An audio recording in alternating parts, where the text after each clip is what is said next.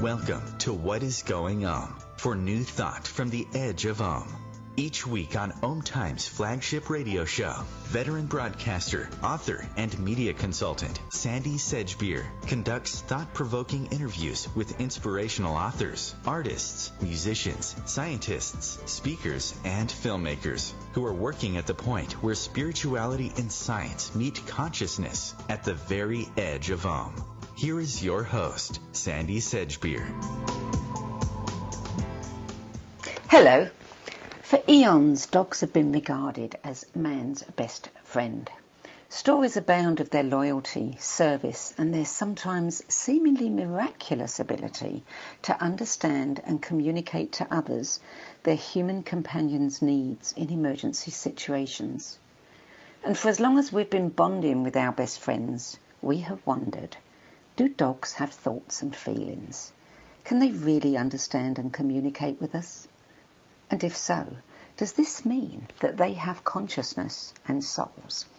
Elena Mannes is a multi-award-winning independent documentary director, writer and producer of series and documentaries for CBS, PBS, ABC and the Discovery Channel.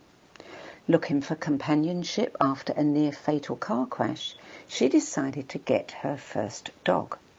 But what she found with her dog Brio shook the foundations of her physical and spiritual worlds, sending her on a quest to discover the nature of his spiritual origins and to contemplate and seek out the possibility of interspecies communication, even after death.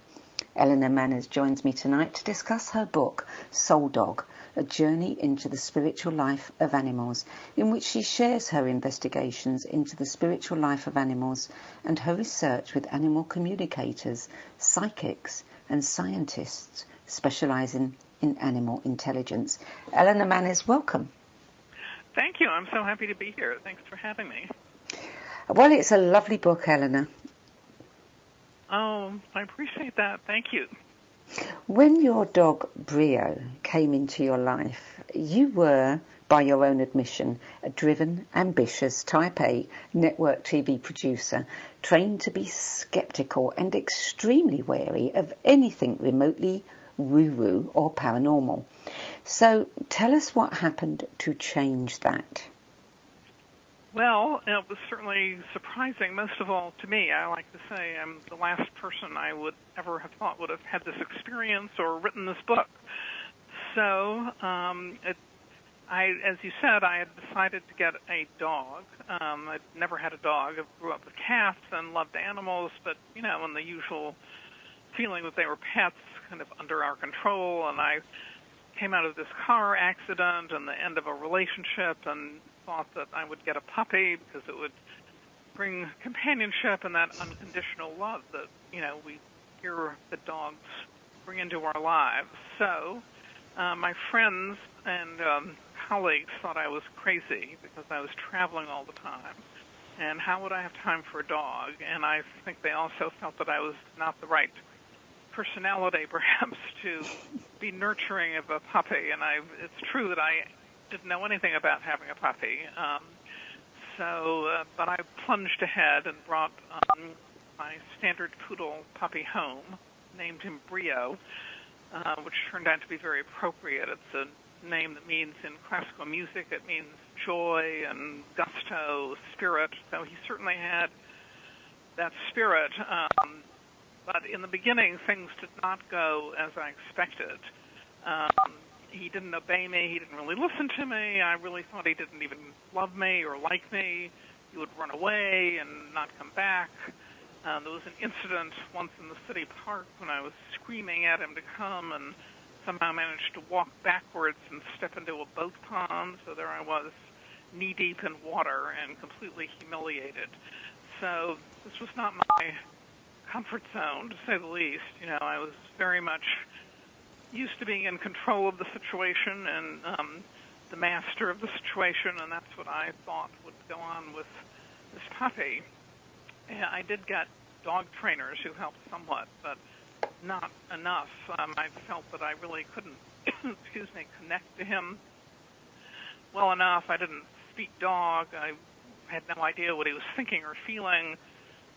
So I didn't know what to do, really, but I vaguely heard there were people who called themselves animal psychics or animal communicators who claimed to be able to know what dogs and other animals are thinking and feeling.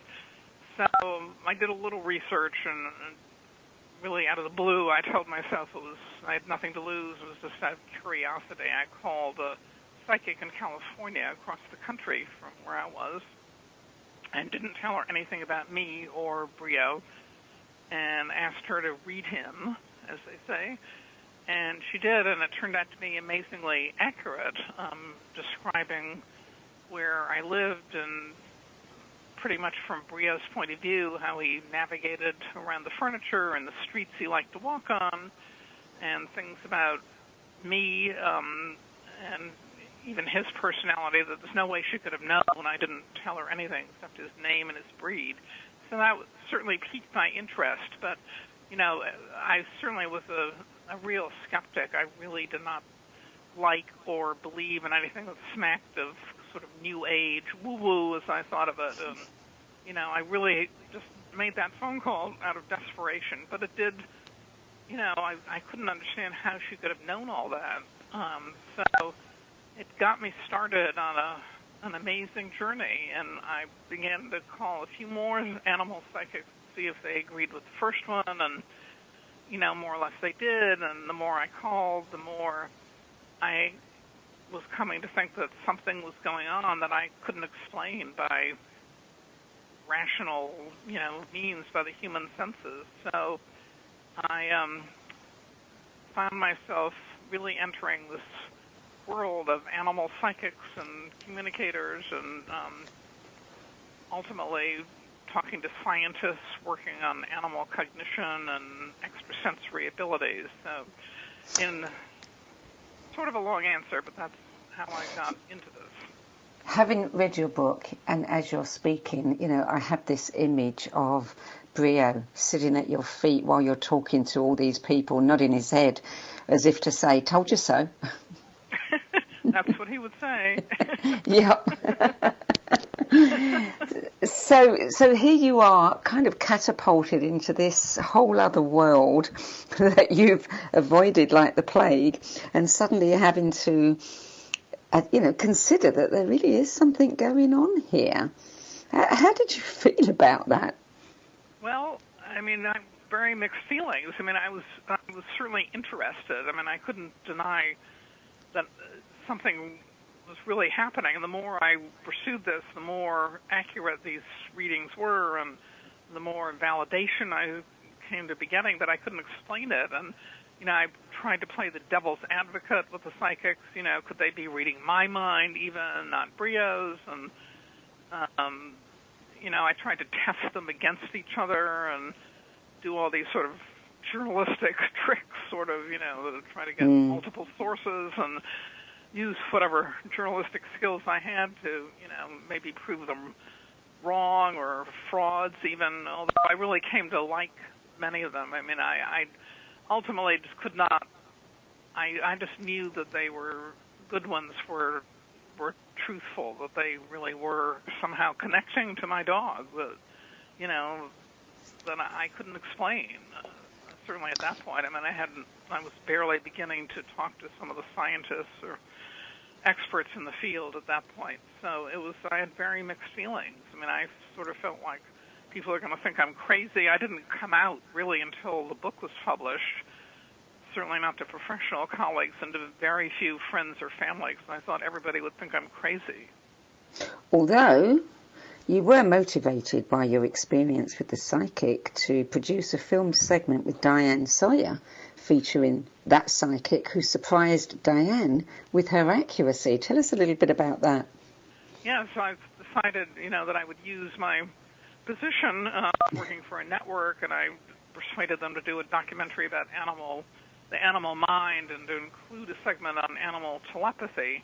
So I flew the psychic who would originally, the first one I had read Brio, I flew her to New York to meet Diane and her dog, and in a hotel suite. Again, I didn't tell her anything. Obviously, Diane Sawyer is a well-known person, so she knew a little bit about who who she was, I guess, but certainly nothing about the dog. So she retired into the bedroom of the hotel suite to meet with the dog, Charlie, and eventually emerged. And some of what she said was startlingly accurate.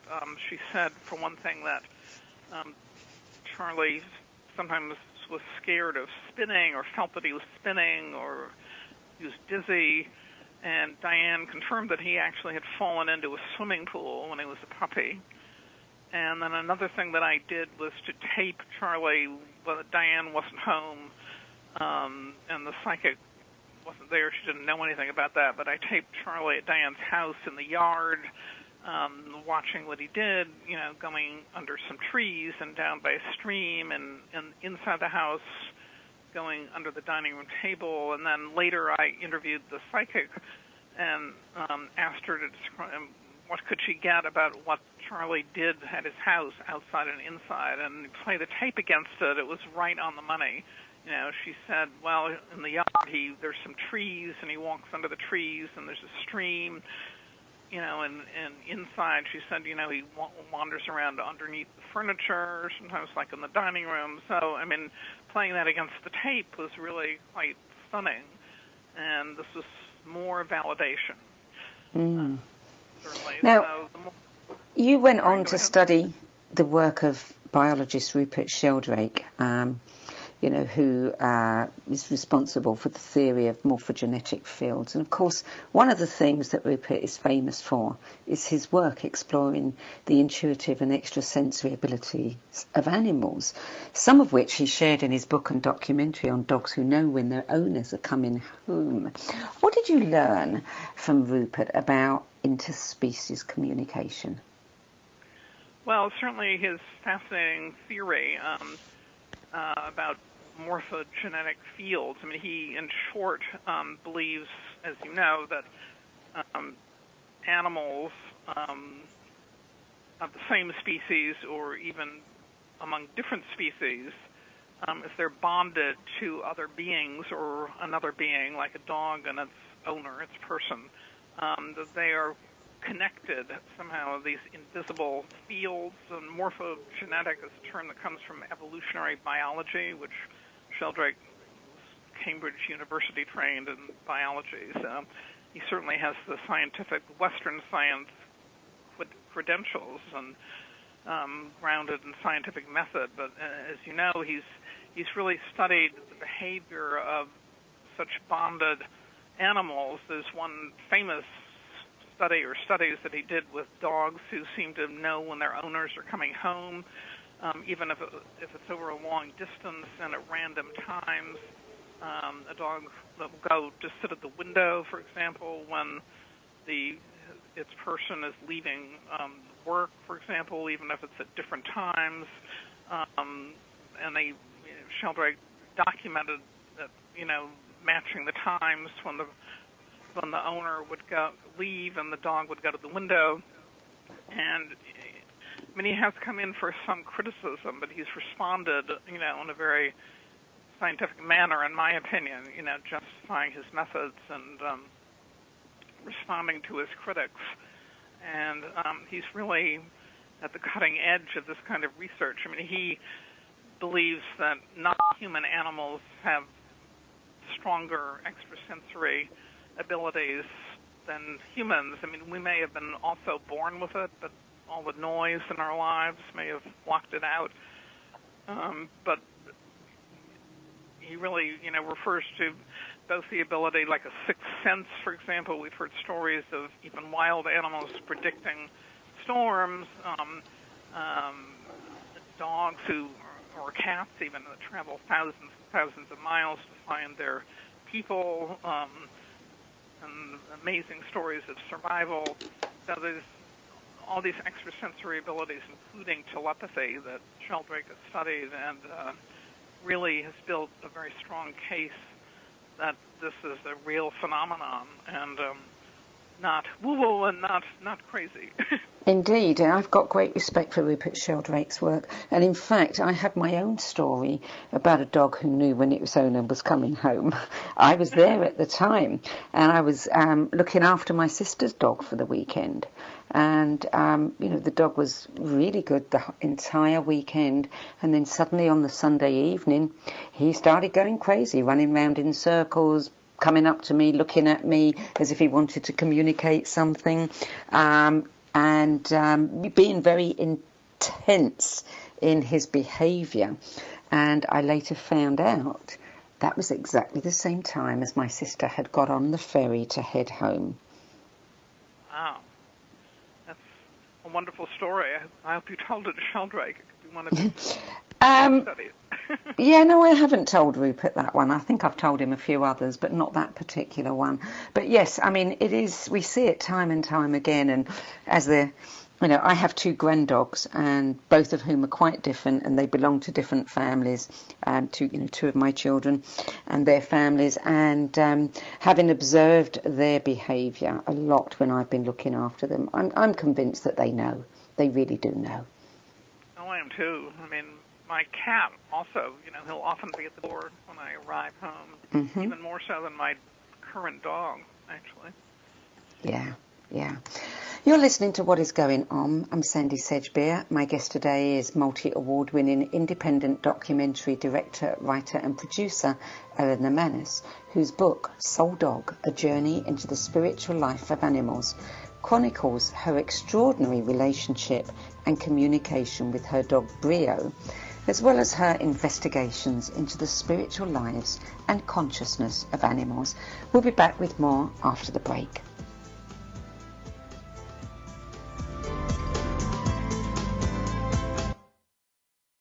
The future of Internet radio is here. OMTimes Radio, IOM FM.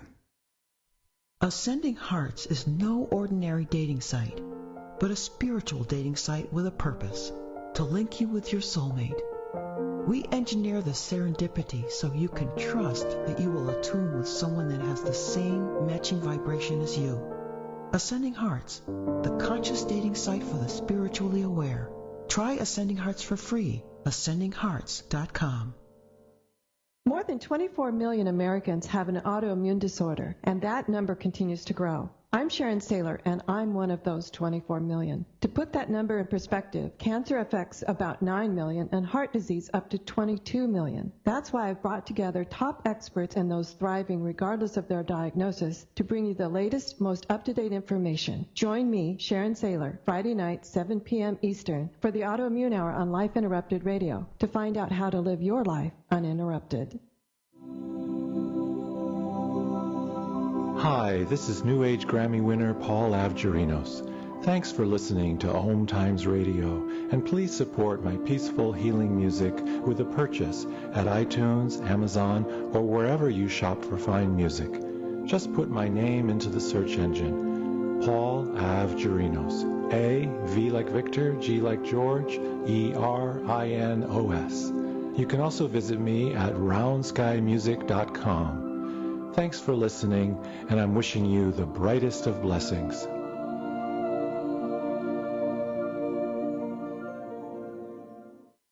I'm Fidel Nshombo. I was born in a city called Bukavu in the Congo. We were a loving family, and then, boom, everything that I had disappeared in a single day. People think that when you are a refugee and they resettle you to America, and all your problems are done. They don't understand that that's the beginning of everything. I was not born a refugee. I was made one.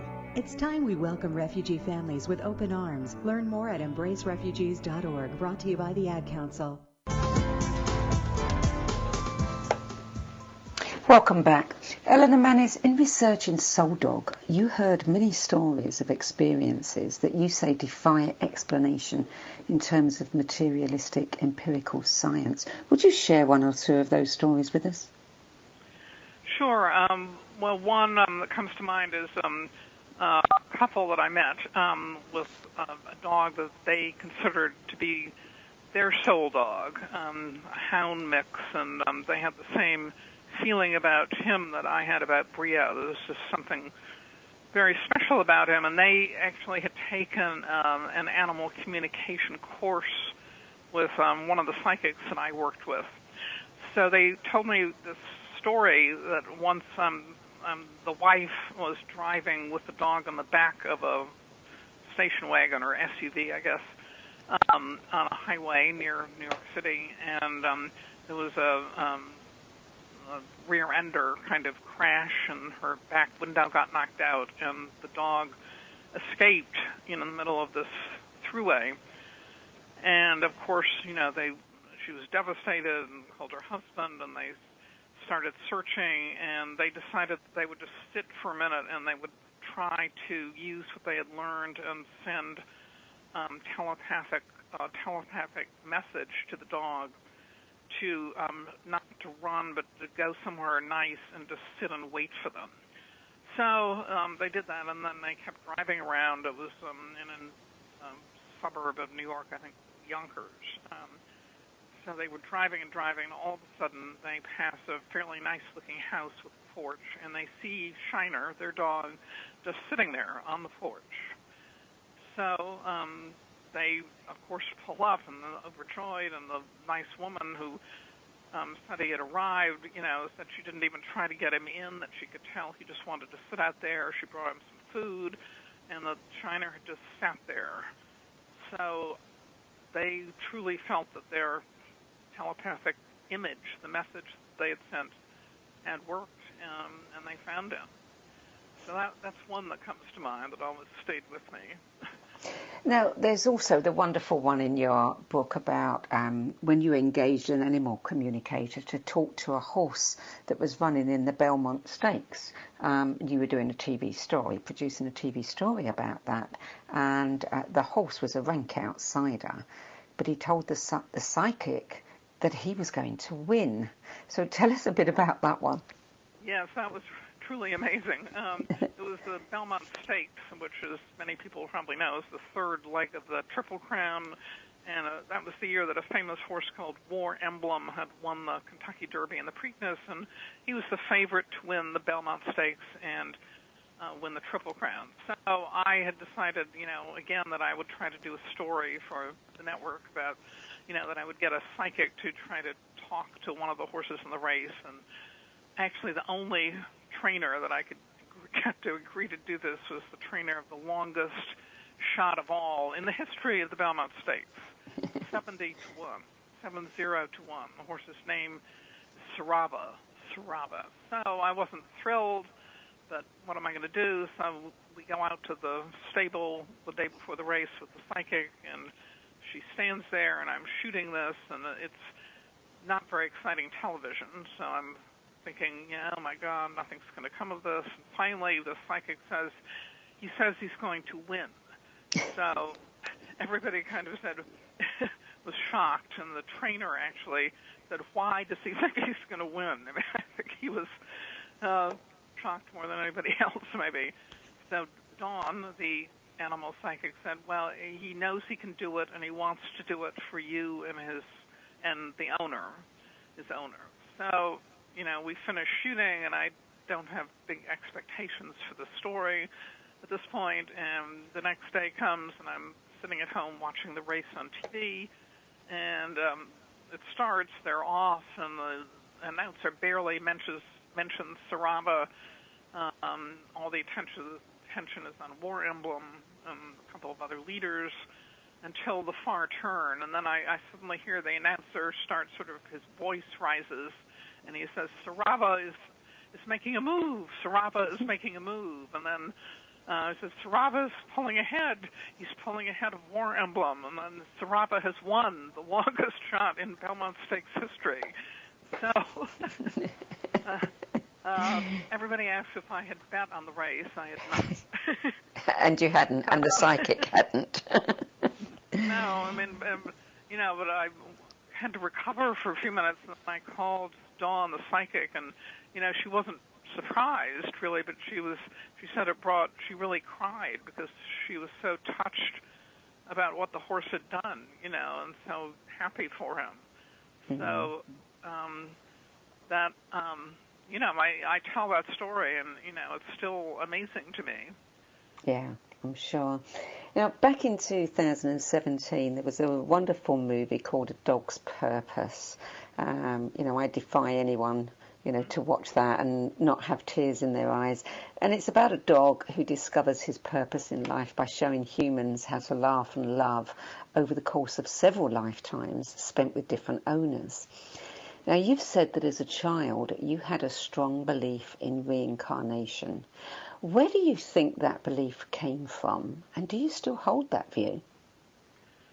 Well, I have no idea where it came from, but I do remember as a child there was particularly one incident. I was reading a history book, and there was some picture of a Mayan, sort of a sacrificial hole with water in it of some sort. And I just had this conviction all of a sudden that I'd been there. I mean, I ran and told my mother and grandmother, and they sort of poo-pooed it and said, oh, it's just your imagination. So I sort of put that aside and didn't think so much about reincarnation as I grew up. But, I think it's still in me, and certainly with this experience with Brio and opening up to a world of connection across invisible boundaries and after physical death, I have come back to it, and I do believe in reincarnation. Have you? So you never lost that belief? I guess I didn't. I mean, I thought I had, but I don't believe I did, really. So much for the skepticism. Yes. Yeah. Last night I was watching a PBS documentary in its nature series called Spy in the Wild. And, these animatronics that are incredibly lifelike, and what they're doing with them, they're creating these, virtually lifelike animatronic versions of different species of animals and taking them there and then filming them. And, of course, it's revealing exactly how intelligent many animals are, far more than was ever believed. And You've spoken about a group of scientists that met in 2012 for a conference called Consciousness in Humans and Non-Human Animals. Tell us about the evidence that emerged from that. Right, it was a conference of a group of international scientists back in 2012, neuroscientists, neurologists, mix of disciplines, and they came out presenting them as a long paper, and I can't pretend to explain all of it, but their conclusion was that the evidence really supports the belief that non-human animals have, as they put it, the neural substrates to lead one to believe that they have conscious awareness, which we used to be thought that was only a human trait, that only humans have consciousness. But this declaration by a group of very prestigious scientists has changed that perspective. And I think it's part, I hope, of a real shift of understanding, a paradigm shift of how we view animals, not as our inferiors or to be used by us and abused by us, but as beings that are equal in many ways to us and superior in some ways, I believe. And of course, if non-human animals have consciousness, then the next obvious question is, do they have souls? Right. So, ultimately, that's a question I can't answer. Do I believe that they have souls? Yes, I absolutely do. I believe that they are beings with spirits, unique spirits, just as we humans are, and I think they're connected to all life as we are. I did look at what the established religions believe, and it's a mixed bag. I mean, certainly Buddhism is, you interviewed Robert Thurman for a wonderful article who explained the Buddhist perspective that, yes, animals and dogs have consciousness and souls, and the Buddha even believed he had lived lives as animals, not human animals. The changes in form, but, the soul is there. And many people believe that, Jesus Christ didn't accept the view that non-human animals are, under our dominion and, there to serve us. So it's a very interesting debate. Can science prove that? Certainly not at this point, but I'm convinced. Now, Brio is no longer with us. You had many instances where animal communicators gave startlingly accurate readings with him before and after his physical death. So what was it like those last few days and the communication that you had with Brio after he passed on? Well, this whole experience was in some ways the greatest gift of this relationship, because that's what changed my whole perspective about the nature of reality. That their consciousness does endure, spirit endures, soul endures. So, first of all, the days right before he passed, where I was living in the country at the time, and they were truly magical. I mean, there were these appearances, for lack of a better term, that I'm convinced were sort of messengers from the spirit world. Like a frog came and sat on the pathway to the door for a very long time. I mean, this had never happened. A hummingbird came and hovered at the screen door right on the other side of where I was holding Brio on the floor, and hovered there, but seemingly endlessly. I had seen hummingbirds, but certainly not behavior like this. And then Brio had always had an affinity of finding four-leaf clovers. They would just appear where he was somehow. And the last day he was living, I took him outside. He was lying in the grass, and I looked down, and there in the middle of his flank was a four-leaf clover. I mean, I don't believe in coincidences anymore. I truly believe that these were messengers, whatever a term might be. And then I had to call the veterinarian. I mean, I really lived through months of caring for him, and didn't take any action until I was convinced that, he really was suffering, that I couldn't leave him alone, and the time had come.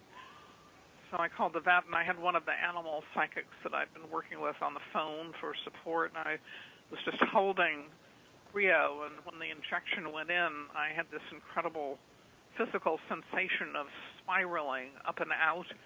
I just could feel his energy going up and out, and I was going with him. I really thought I was going with him. So I just kept holding him, but it was such a powerful physical sensation that I could feel his energy, that was his spirit. And it was a real physical thing. And the psychic, I asked the psychic later, what was that? And she said, it's a fairly common experience. The other communicators who've been through the passing of animals have felt that also, and that it's the energy expanding as it leaves the constriction of the physical body. So that was very powerful for me, that I really felt his spirit, his energy. It was real. And then in the days after, the messages of the communication through the communicators, because I really needed that support at that time, were so accurate about what I was doing, the detail, I think, to convince me that his spirit had endured, that he really was there. Incredible detail about, what I did, where I was, and down to the description of where I was sitting at the beach when I scattered some of his ashes, not on the beach, but back from the beach, stuff like that, or where he was in the house, describing my office, like the wood trim on the floor. And these were things that were not in my mind when I was talking to the psychic, and certainly I hadn't said anything to describe that. So I think they were to convince me of the validity of his continued existence. But as time went on, the messages became even more and more profound about things in my life and what I was thinking and feeling, and the difficult situations I was going through, and how I could come through them. I mean, again, I didn't share these things with the psychics, really. So it was an extraordinary experience. Did they give you any direct messages from Brio, advice? Did he actually speak to you through them? Yeah, sometimes. I mean, I'm trying to, like, saying that a lawyer that I was dealing with that he didn't like, and at the time I didn't like him either. It was picking up completely on what was going on in my life, and on the other hand, if I was really panicking and thought nothing was going to work out, I mean, there were reassurances, and it turned out to be true. The things did work out that I never would have expected. Now I connect with him more frequently directly in meditation. He comes to me often, and I feel his presence.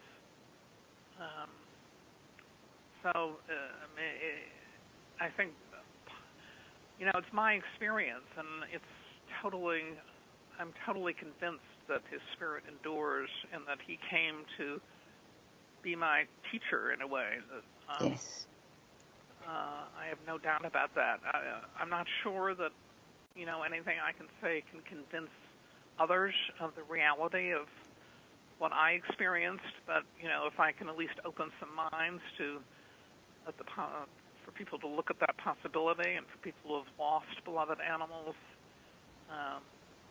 And this is why it's so important for us to have the kinds of evidence that comes from these, programs with these animatronics telling us about the intelligence of animals, and from scientists. That kind of information is critical to us. It is. I mean, I certainly don't dismiss Western science. I welcome the support. Yeah.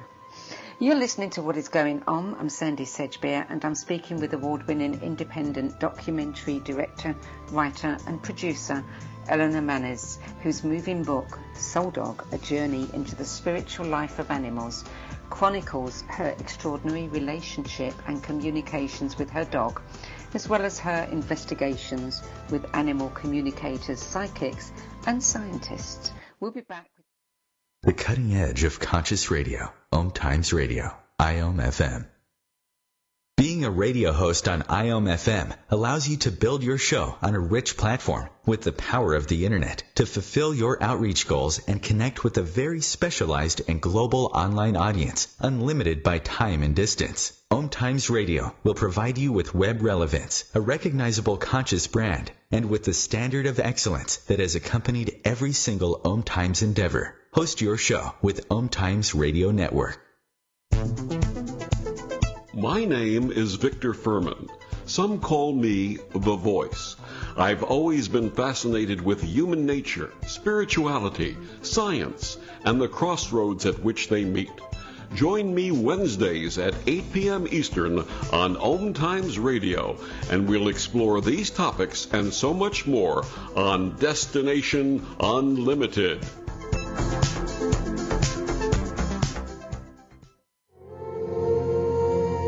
Hi, this is recording artist and composer Yuval Ran, inviting you to a voyage through the chakras, a new double album of guided meditations to transform your life, a sublime musical medicine for nourishing inner peace and reaching to your higher virtues.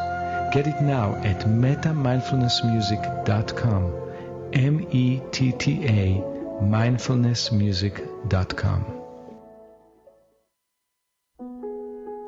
Imagine being fired because of who you love. Imagine being denied medical treatment because of who you marry. Imagine being evicted because of who you are. Millions of Americans don't have to imagine this. They have to live it. Because in 31 states, it's legal to discriminate against LGBT people. Get the facts at beyondido.org. Brought to you by the Gill Foundation and the Ad Council. Welcome back. Elena Mannes, you now have another black standard poodle called Bravo. What is your relationship with Bravo like? Well, it's very different from the relationship with Brio. I love Bravo a great deal, but he's a very different spirit. He's a young soul, I believe. He's very playful, and Brio just had a presence and a nobility and a deep wisdom that Bravo is different. It's not that I don't love him for what he is. I love him very much, but for a long time after, or sometime after Brio passed, I really wanted him to reincarnate physically and sort of running around looking for a puppy that would be him. And I did find Bravo, but I don't believe he's Brio reincarnated. And I think he's a wonderful dog for me at this moment in my life, and I'm grateful for that. But I do believe in reincarnation, as we said. And I've certainly heard stories from people who are convinced that their dogs came back to them. Yeah, me too. Animal communicators often say that we can all communicate with animals. Have you tried to communicate with Bravo? Yes, I think I'm certainly more tuned into my animals than I used to be when I first got Brio, and able to pretty much figure out what he's thinking and feeling. It's a different relationship, and it's perhaps less profound. But I'm not a professional animal communicator. I don't exactly get images that they get. The good ones say they communicate visually with the animals. So because dogs, for example, communicate often in visual images. They tell me, that does not happen to me so precisely or so deeply as it does for a professional animal communicator. But I do feel that I am in close communication with Bravo, and understand him and know when he wants something, and how he's feeling, and read his behavior and his eyes and all that, which I certainly, when I first got Brio, I was not tuned into that language at all. What about your cat, Kismet?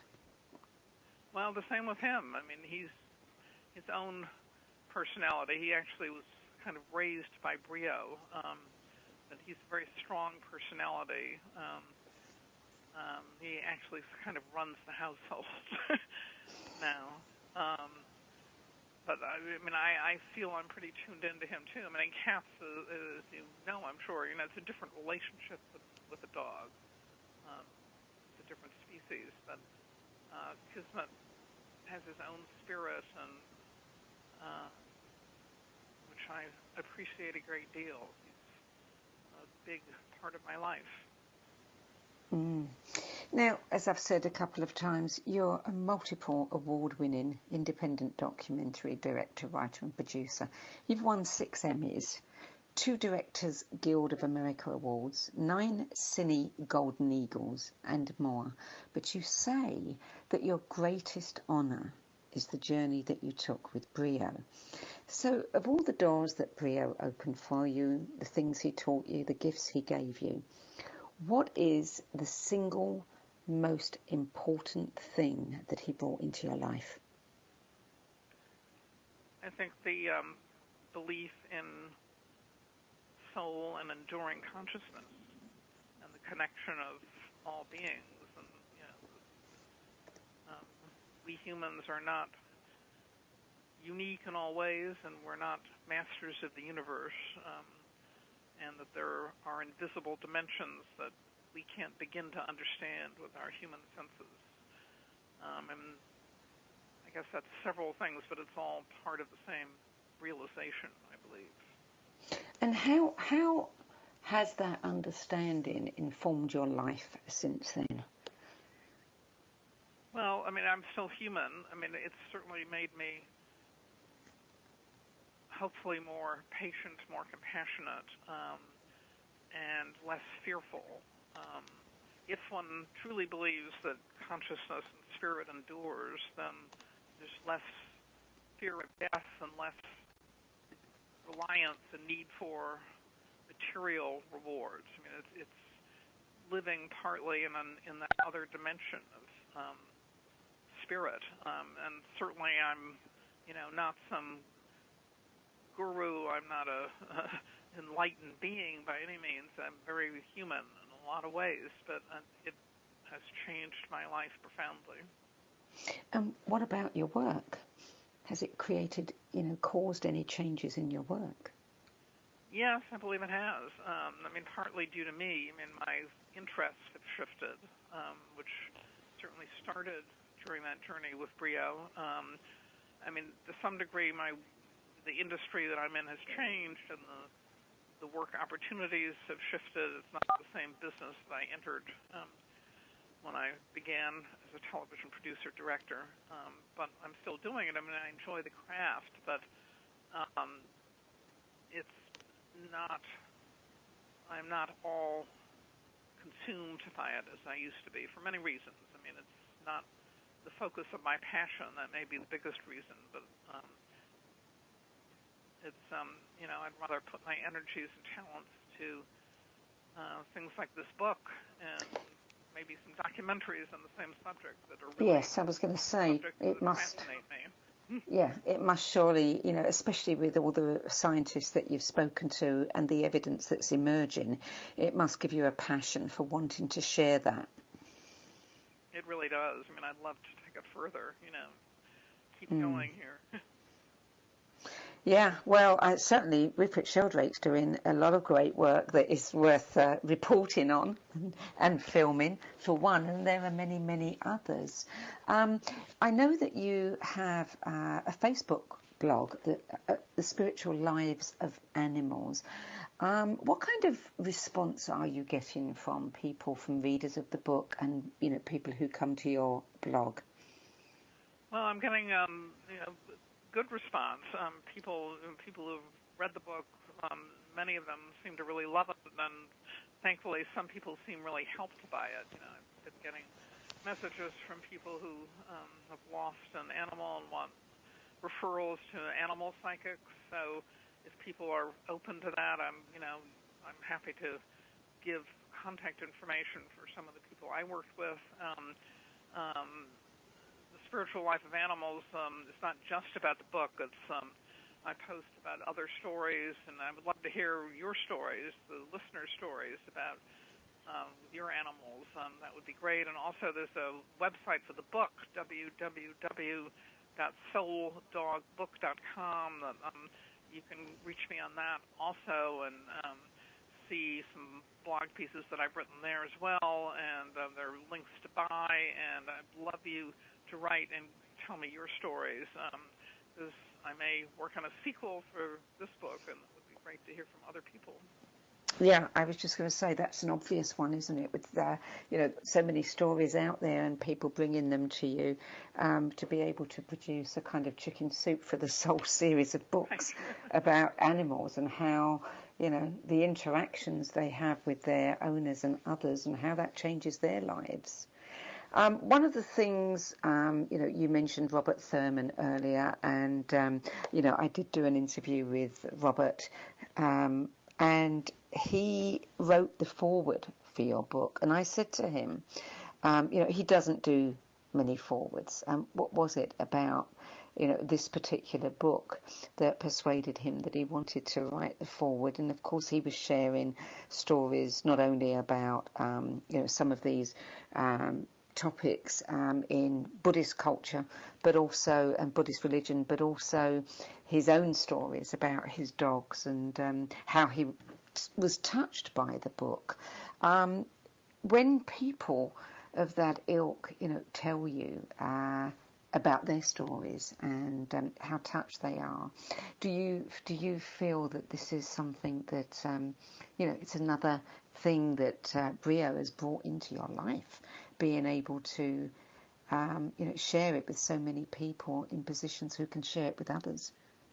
I really do. Well, I'm so honored and touched by what Thurman wrote in the foreword. It's just amazing to me that he did it and wrote such a beautiful foreword. But I do feel that Brio came as my teacher, but I think that some of the psychics actually said that he wanted me to share his message that he had brought, and he felt that I was somebody who could do that. So, that's one reason I wrote the book. I felt it was something I had to fulfill, that I had to fulfill to really tell other people about what he had meant to me and what he had to say about. You must have many, many wonderful memories of your time with Brio. How long was he with you? 15 years. 15 years. That's a good length of time. Yeah. So, is there one memory that stands out as being extraordinary, particularly magical, transformative in any way? Well, certainly, I've told the story of, when he passed. I mean, that was very transformative. But while he was living, I mean, there were so many wonderful moments. I mean, one is, a month or two before he did pass, I took him with me to an island off the coast of Massachusetts where we had spent many wonderful times together. And I had not actually planned to take him because I was exhausted, frankly, caring for him. But the message came through one of the communicators that, no, that was not going to happen. He was coming. So I took him, and we made some last visits to the beach, and, I will never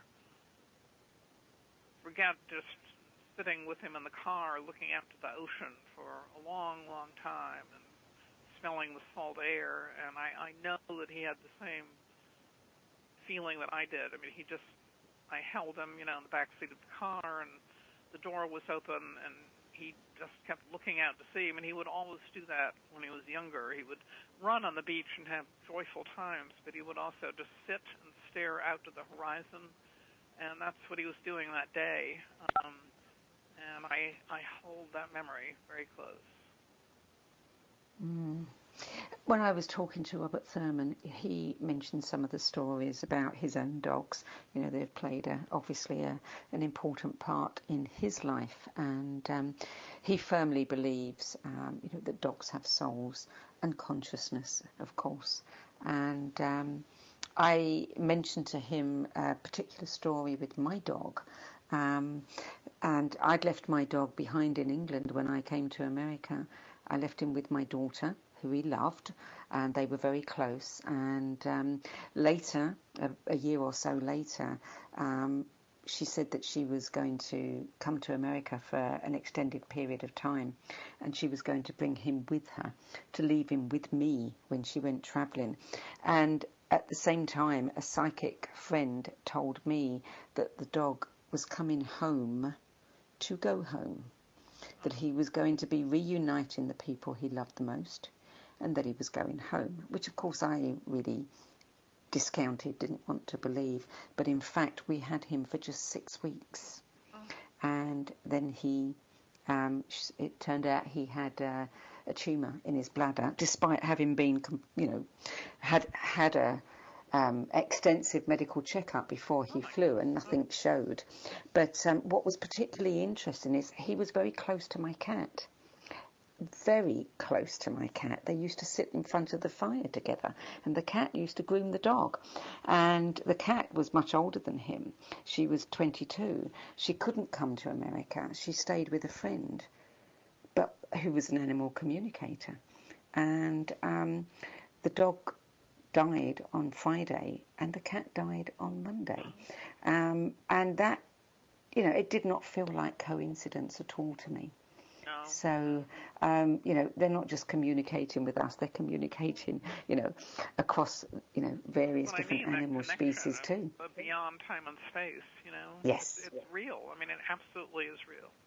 Yeah, it is. So, what do you most hope that readers will take from your book? Well, I hope, first of all, that, they'll be open, as I said, to looking at animals perhaps with a somewhat different perspective, not as just pets, and certainly not to be as our slaves and servants and to be maltreated, but as equal, amazing beings who have so much to teach us and bring to our lives. And, they're a gift. And beyond that, I hope that even if people aren't open to animal psychics and telepathy, and it's too much maybe to grasp, and I hope at least it will maybe tweak some interest and open people's minds to possibility. I'm not out to proselytize or persuade people that don't want to be persuaded, but, I hope it will interest people and open some minds. Elena Mannes, thank you so much for joining us today. Thank you. It's been such a pleasure. Me too. Soul Dog, A Journey into the Spiritual Life of Animals is published by Bear & Company and available wherever good books are sold. And don't forget, you can check out Elena's very popular Facebook blog, The Spiritual Lives of Animals. Contact her if you've got some animal stories to tell. And you can also visit the website souldogbook.com. I'm Sandy Sedgbeer. Thank you for joining me today, and I look forward to being with you at the same time next week. Till then, it's goodbye from me.